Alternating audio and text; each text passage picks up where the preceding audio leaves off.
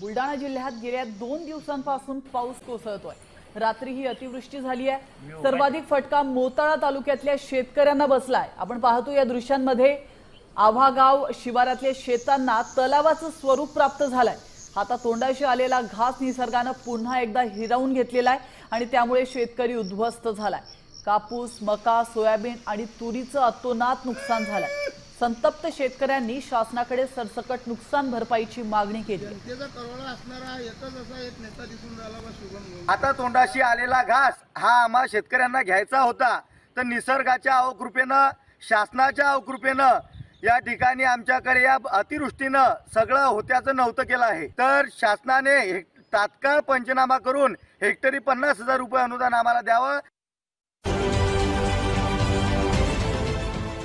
देश विदेशातील प्रत्येक घडामोडींचे लाईव्ह अपडेट मिळवण्यासाठी आता साम टीव्हीच्या सर्व सोशल मीडिया प्लॅटफॉर्मला लाईक, फॉलो आणि सबस्क्राईब करा।